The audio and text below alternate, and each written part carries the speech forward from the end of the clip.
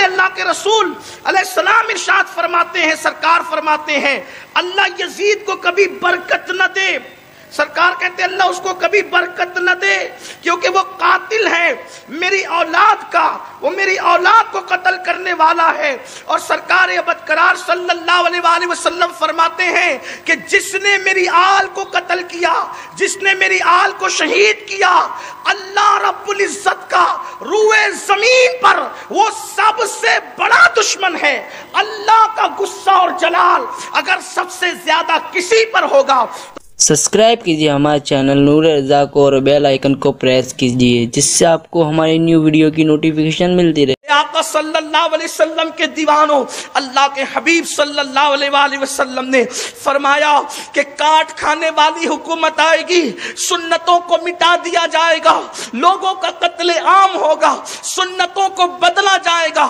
سیدنا ابو ہریرہ کی وہ روایت ہم اکثر پڑھتے پڑھاتے ہیں کہ سیدنا ابو ہریرہ فرماتے ہیں اللہ کے رسول صلی اللہ علیہ وآلہ وسلم نے مجھے دو قسم کے علوم عطا فرمائے ہیں. ایک وہ ہے کہ جس کو میں بیان کرتا ہوں اور تم سنتے ہو، یعنی احکامات کی جو بیانات ہے وہ سب کرتا ہوں. فرماتے ہیں دوسری بات اگر میں بیان کروں تو لوگ مجھے قتل کر دے. اپنی گردن کی طرف اشارہ کرتے تھے کہ قتل کر دے.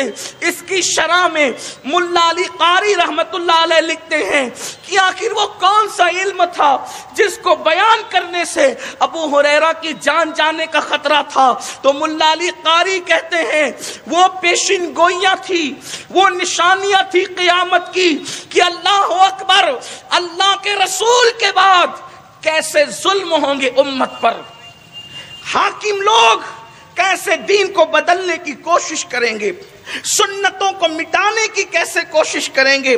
بلکہ انہوں نے بیان بھی کر دیا کہ اللہ کے رسول علیہ السلام نے مجھ سے فرمایا اے ابو ہریرہ، قریش کے چند چھوکروں کے ہاتھوں میری امت کی تباہی ہوگی. قریش کے کچھ ایسے لڑکے ہوں گے، حالانکہ لکھنے والوں نے ان کو جو ہے وہ کچھ اور لکھا ہے، لیکن ممبر کے احترام میں میں تھوڑا ہلکا ہاتھ رکھنا چاہتا ہوں تاکہ ممبر کا احترام باقی رہے، اس لیے کہ یہ بڑا ذمہ دار ممبر ہے. میرے آقا صلی اللہ علیہ وآلہ وسلم کے دیوانوں، یہاں اس ممبر پر جو سرپرستی ہوتی ہے، سرپرستی اس ممبر کی سرپرستی اللہ اکبر وہ کربلا کے تاجدار کی روحانی سرپرستی ہوتی ہے، بغداد و اجمیر کے تاجدار کی روحانی سرپرستی ہوتی ہے. اس لیے اس ممبر کا مجھے بہت خیال ہے. میرے پیارے آقا علیہ السلام کے دیوانوں، اللہ اکبر، اس بات پر ہم خوش ہیں کہ کسی کا سرپرست کوئی ہے، کسی کا سرپرست کوئی ہے.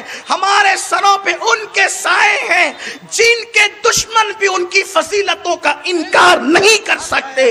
میرے پیارے آقا صلی اللہ علیہ وسلم کے دیوانوں، اس لیے مجھے خیال ہے حضرت ابو ہریرہ کہتے قریش کے چند چھوکروں کی وجہ سے، چند نو عمر چھوکروں کی وجہ سے میری امت کی تباہی ہوگی. سرکار ابدقرار نے ابو ہریرہ کہتے مجھے نام لے لے کر بتایا، اگر میں وہ نام لے لوں تو لوگ مجھے قتل کر دیں. یعنی اتنی دہشت گردی تھی، اس قدر جو ہے وہ گنڈا گردی تھی کہ لوگ حدیث کو بھی کھل کر بیان نہیں کر سکتے تھے، حدیث پاک کا اظہار بھی نہیں کر سکتے تھے. حضرت ابو ہریرہ رضی اللہ تعالیٰ اسی لیے بازار میں اعلان کرتے تھے، بازار میں اعلان کرتے تھے حضرت ابو ہریرہ رضی اللہ تعالیٰ عنہ، اے اللہ میں 60 ہجری کی حکومت سے تیری پناہ مانگتا ہوں. حضرت ابو ہریرہ رضی اللہ تعالیٰ نے اعلان کرتے تھے. لوگ کہتے ہیں کہ آپ لوگ جو فضائل پڑھتے ہو وہ بخاری میں کیوں نہیں ہے، وہ مسلم میں کیوں نہیں ہے؟ حالانکہ بخاری مسلم میں بھی اہل بیت کے فضائل ہیں، لیکن بخاری مسلم ان دنوں میں ترتیب پا رہی تھی جن دنوں میں ایک بار علی کا نام لو تو لوگوں کو کوڑے لگائے جاتے تھے. حسنین کے فضائل بیان کرنے کے حوالے سے آپ کیا سمجھتے ہیں؟ جنہوں نے لکھ دیا انہوں نے جہاد سے بڑا کام کیا ہے. جنہوں نے لکھا آپ کیا سمجھتے ہیں؟ اصل میں قرآن مقدس میں اللہ تبارک و تعالیٰ کا ارشاد ہے کہ کیا تم ان لوگوں سے حسد کرتے ہو، ان لوگوں سے حسد کرتے ہو جن لوگوں کو اللہ تبارک و تعالیٰ نے اپنا فضل عطا کیا ہے، ام یحسدون الناس علی ما آتاہم اللہ من فضلی، تم ان لوگوں سے حسد کرتے ہو جن کو اللہ نے اپنا فضل عطا فرمایا۔ تو حضرت سیدنا امام محمد باقر اللہ کی قسم اٹھا کے کہتے تھے کہ یہ جو آیت مبارکہ میں حسد کرنے والے ہیں اور جو فضل کرنے والے جن پہ فضل ہوا ہے، تو وہ فضل والے لوگ ہم ہیں اور ہم سے لوگ حسد کرتے ہیں، اس لیے کہ ہر فضل کو کسب سے حاصل کیا جاتا ہے، مگر اہل بیت ہونے کو کسب سے حاصل نہیں کیا جاتا، اس لیے لوگ ہم سے حسد کرتے ہیں۔ سبحان اللہ، سبحان اللہ۔ کسی کے پاس علم نہیں ہے، کتابوں کا نصاب پڑھ لے علم ملے گا۔ کسی کے پاس دولت نہیں ہے، یا کاروبار کر لے یا چیٹنگ کر لے، دولت مل جائے گی۔ کسی کے پاس اقتدار ہے، اقتدار نہیں ہے، جنگیں کر لے، ہلاکو بنے، چنگیز خان بنے، وہ اقتدار بھی حاصل کر سکتا ہے۔ ہو سکتا ہے نہیں ہو سکتا، لیکن اگر کسی کی رگوں میں خون مصطفیٰ نہیں ہے تو پھر وہ چاہے کچھ بھی ہو جائے وہ خون رسول حاصل نہیں کر سکتا، نسبت رسول اور نسب رسول حاصل نہیں کر سکتا۔ تو جس چیز کو لوگ حاصل نہیں کر سکتے اس سے حسد کرتے ہیں، یا پھر حسد کی دو وجہ، یہ حاصل نہیں کر سکتا تو حاصل تو ہونا نہیں ہے، لیکن زائل کر سکتا ہوں کہ اس سے وہ نعمت چھن جائے، تو یہ وہ نعمت ہے جو چھنی بھی نہیں جا سکتی، اس لیے کہ جو نعمت ان کے پاس ہے، روزہ رکھے تو بھی ہے، نہ رکھے تو بھی ہے، نماز پڑھے تو بھی ہے، نہ پڑھے تو بھی ہے، اسی لیے کہا کہ ہم سے لوگ حسد کرتے ہیں۔ آپ دیکھیں حسد، دیکھیں کتنا حسد کہ امام حسن کو شہید کیا 7 مرتبہ زہر کھلا کر۔ کتنی بار؟ 7 مرتبہ۔ 7ویں مرتبہ ہیرے کی کنی پیس کے پلا دی۔ لوگ کہتے ہیں ابھی تک قاتل کا نام ہی پتہ نہیں چلا، نہیں پتہ چلا، پردہ پوش لوگ ہیں، نہیں پتہ چلا، لیکن عقل بھی تو کچھ کہتی ہے۔ جس زمانے میں لوگوں کے گھر میں مہینے بھر چولہے نہیں جلتے تھے، لوگ پوری زندگی پھالودہ نہیں کھا سکتے تھے، تو ان کے یہاں کسی کو پلانے کے لیے ہیرا کہاں سے آتا؟ ہیرا پلانے والا کوئی غریب عوام تھوڑی ہو سکتی ہے، ہیرا تو کسی درباری سے، ہیرو سے آ سکتا ہے نا۔ ہیرا جن کے یہاں روٹیاں سکھا کر کھائی جاتی تھی، وہ دوسروں کو ہیرا پلائیں گے؟ دوسروں کو ہیرا پلائیں گے؟ ہیرا کہاں سے آیا؟ اس پر تو سب متفق ہے کہ جو ہے وہ ہیرے پلائے گئے، ہیرا پلایا گیا، تو ہیرا آیا کہاں سے؟ آج ہیرا کروڑ پتی لوگوں کے گھر میں نہیں ہوتا، اس دور میں جب لوگوں کے گھر میں چراغ نہیں جلتے تھے تو ہیرا آیا کہاں سے؟ وہی وہ شام میں جو بدبخت بیٹھا تھا، جس کا نام لے کر حضور نے اس پہ لعنت کی ہے، وہی بدبخت تھا جس کو دنیا یزید کے نام سے جانتی ہے۔ سازش تو اسی بدبخت کی تھی، اسی بدبخت کی۔ وہ جانتا تھا کہ صلح میں یہ بات طے ہوئی ہے کہ آپ کے بعد خلافت پھر ہماری طرف لوٹے گی، اور اگر میں نہیں ہوں گا تو میرا بھائی یا پھر مسلمانوں پہ چھوڑ دیا جائے جس پر سب لوگ اتفاق کر لیں۔ تو اس نے امام حسن کو رستے سے ہٹانے کی کوشش کی۔ امام حسن نے زہر دیا امام حسن کو، امام حسین کے ساتھ جو کیا وہ آپ سنتے اور کل سے سن بھی لیں گے۔ امام زین العابدین کو زہر دیا، امام محمد باقر کو زہر دیا، امام جعفر صادق کو زہر دیا، امام موسیٰ قاسم کے ہاتھوں میں ہتھکڑیاں پہنا کر، پیروں میں بیڑیاں پہنا کر مدینہ منورہ سے پیدل بغداد تک لایا گیا۔ یہ داستان اہل بیت کربلا پہ ختم ہوتی ہے۔ یہ حسد تھا، حسد، یہ حسد تھا، کیونکہ نعمت زائل نہیں کر سکتے تھے، ختم نہیں کر سکتے۔ امام موسیٰ قاسم کو ہتھکڑیاں پہنا کر اور جیل میں ڈالا، پھر اس کے چمچوں نے کہا بادشاہ کے، یہ سب حکمراں کر رہے تھے. نام لینے کی کوئی ضرورت نہیں، تاریخ پڑھی ہوئی، تاریخ خلفہ اٹھائیے، السوائق المورخہ اٹھائیے، علامہ جامی کی شواہد النبوہ اٹھائیے، یہ ساری اردو زبان کی کتابیں ہیں. امام موسیٰ کاظم کو ہاتھ میں، آپ سوچے تو صحیح، کوئی دور کا نسب تھا.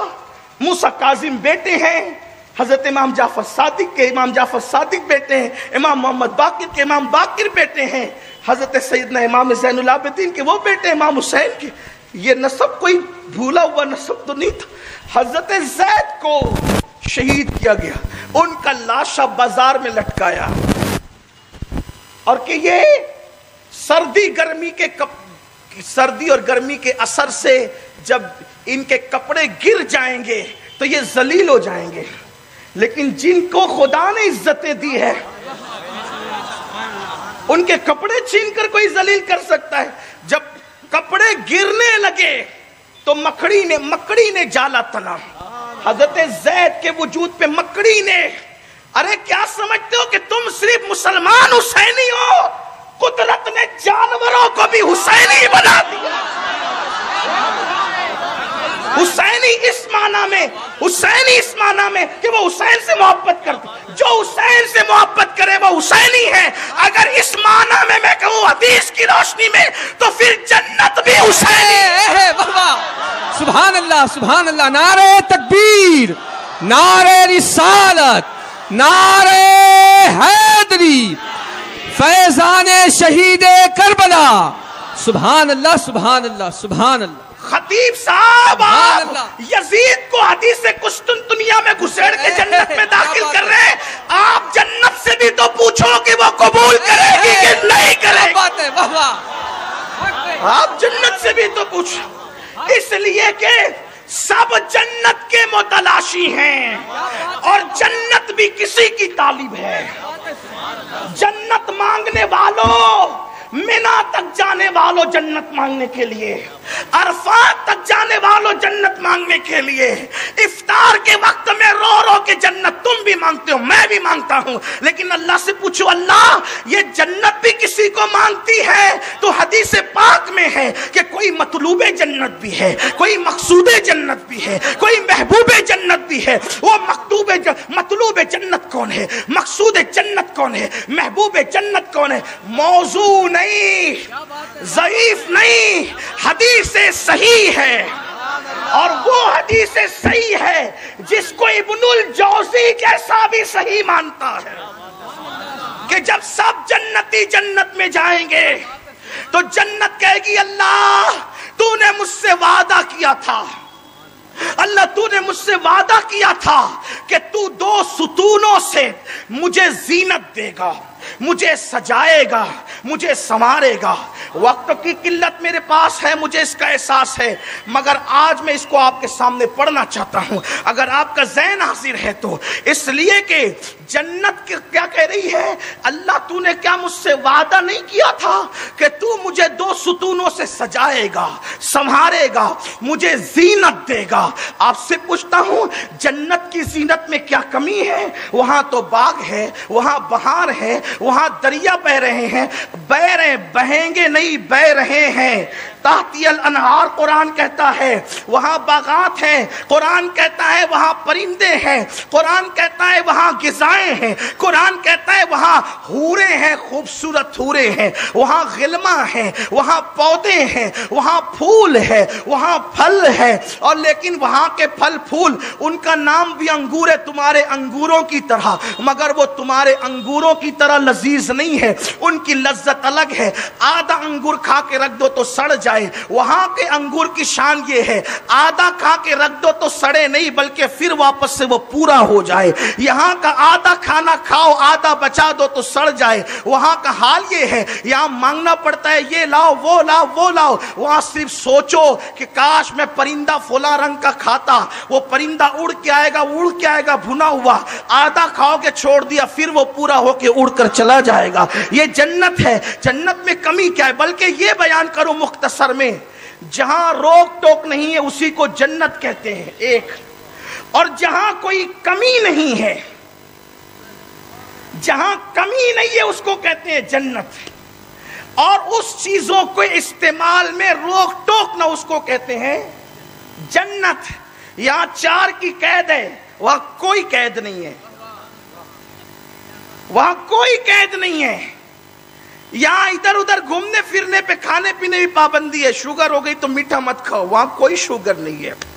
پھر یہاں نماز کا وقت ہو تو سب چھوڑ کے آؤ نماز پڑھو، وہاں کوئی نماز بھی نہیں ہے، وہاں کوئی نماز نہیں، کوئی روزہ نہیں، کوئی عبادت نہیں، بلکہ وہاں کوئی سجدہ کرے تو قدرت کے سجدے سے سر اٹھا، وہ دار العمل تھا، یہ دار الجزا، یہاں سجدہ نہیں، سجدہ کرایا وہاں، اسے جنت۔ تو جنت کی زینت میں کوئی کمی ہے؟ کوئی کمی نہیں، لیکن جنت اللہ سے کہتی ہے اللہ اچھا، پھر یہ نہیں کہ کوئی نہیں آیا ہے تو کہہ رہی ہے کہ زینت کا وعدہ، سب آ چکے ہیں، سب کی آمد ہو گئی ہے، اب جنت کہتی ہے کہ مولا تو نے مجھ سے وعدہ نہ کیا تھا؟ قدرت کہتی کیا تو تھا، تو مولا وہ میری زینت کہاں ہے، وہ میرا سنگھار کہاں ہے، وہ میرا نکھار کہاں ہے؟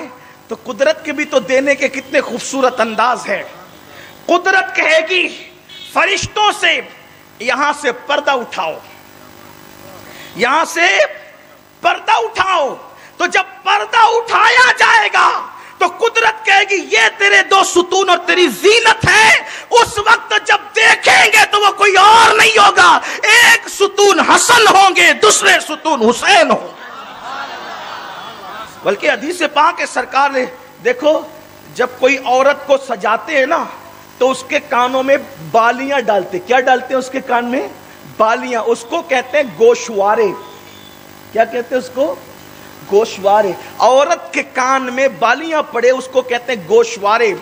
سرکار فرماتے ہیں عرش کے 2 گوشوارے ہیں، صرف جنتی نہیں سجتی اہل بیت سے۔ اللہ کے رسول فرماتے ہیں عرش کے 2 گوشوارے ہیں، گوشوارے اس کی 2 اپنی زبان میں کہہ دو بالیاں ہیں۔ پوچھا حضور وہ کون ہے؟ کہا ایک حسن ہے ایک حسین ہے۔ یہ ہے اہل بیت۔ مجھے اور آپ کو ضرورت نہیں ہے صرف، بلکہ عرش کو بھی ضرورت ہے، جنت کو بھی ضرورت ہے۔ اللہ اکبر۔ تو میرے آقا صلی اللہ علیہ وسلم کے پیارے دیوانوں، قرآن کہتا ہے کہ ان سے حسد کرتے ہو جن کو اللہ نے نعمت دی۔ تو یہ حسد تھا، حسد تھا۔ امام زین العابدین کو شہید کیا، امام باقر کو شہید کیا، امام جعفر صادق کو شہید کیا، امام زید کو تو لٹکا دیا، اور پھر مکڑی نے جالا تنا تو اس پہ غصے میں آ کر امام زید کے لاشے کو انگار لگانے کی کوشش۔ یہ سب سلوک کیا گیا ہے، اور یہ سب کرنے والے بادشاہ لوگ تھے۔ اس کی طرف میرے آقا علیہ السلام نے فرمایا تھا کہ میرے بعد تم وہ دور دیکھو گے، بلکہ نام لیا۔ شیخ عبدالحق محدث دہلوی نے اپنی کتاب میں لکھا کہ اللہ کے رسول علیہ السلام نے فرمایا کہ میری امت میں ایک شخص، بلکہ حدیث ہے یوں، سرکار فرماتے اللہ یزید کو کبھی برکت نہ دے۔ سرکار کی حدیث نام لے کر اللہ کے رسول علیہ السلام فرماتے ہیں اللہ یزید کو کبھی برکت نہ دے، کیونکہ وہ قاتل ہے میرے بیٹے حسین کا۔ ابھی یہاں شمر کا نام نہیں لیا گیا، ابن زیاد کا نام نہیں لیا گیا، حضور نام کس کا لے رہے ہیں؟ یزید کا۔ وکالت کیوں کر رہے ہیں آپ کہ یزید نہیں تھا؟ حضور کہہ رہے ہیں وہی قاتل ہے، اس لیے کہ آپ کہتے ہیں تاج محل شاہ جہاں نے بنایا، تاج محل بنانے والا شاہ جہاں ہے۔ کتنی اینٹیں ذرا رکھی، ہمیں کوئی یہ بھی تو سمجھائے، کتنی اینٹیں شاہ جہاں نے رکھی، کتنی پارٹیاں اس نے اٹھائی، کون سی اس نے کون سا پانی دیا ذرا، یہ وہ تو گھر میں بیٹھا ہوا تھا شاہ جہاں، لیکن کہنے والے نے کہا ہے کہ تیر وہاں سے تھا، تیر جو تھا تیر کربل میں تھا، اور اس کی جو کمان تھی وہ شام میں تھی۔ اسی طرح ہیرا بھی شام کا تھا، پلایا مدینے میں گیا تھا، تلوار بھی شام کی تھی، گردنوں پر کربلا میں آئی تھی، تو میرے پیارے آقا صلی اللہ علیہ وسلم کے دیوانوں، یہ بدبختوں کا حال ہے۔ اللہ کے رسول علیہ السلام ارشاد فرماتے ہیں، سرکار فرماتے ہیں اللہ یزید کو کبھی برکت نہ دے۔ سرکار کہتے ہیں اللہ اس کو کبھی برکت نہ دے، کیونکہ وہ قاتل ہے میری اولاد کا، وہ میری اولاد کو قتل کرنے والا ہے۔ اور سرکار ابدقرار صلی اللہ علیہ وآلہ وسلم فرماتے ہیں کہ جس نے میری آل کو قتل کیا، جس نے میری آل کو شہید کیا، اللہ رب العزت کا روئے زمین پر وہ سب سے بڑا دشمن ہے۔ اللہ کا غصہ اور جلال اگر سب سے زیادہ کسی پر ہوگا تو وہ میرے حسین کو قتل کرنے والے، ان کی آل کو شہید کرنے والے پر ہوگا۔ آپ اندازہ کریں کہ سب سے زیادہ اللہ کے نزدیک اگر کوئی بڑا دشمن ہے تو وہ قاتل حسین ہے، حسین پاک کو شہید کرنے والا ہے۔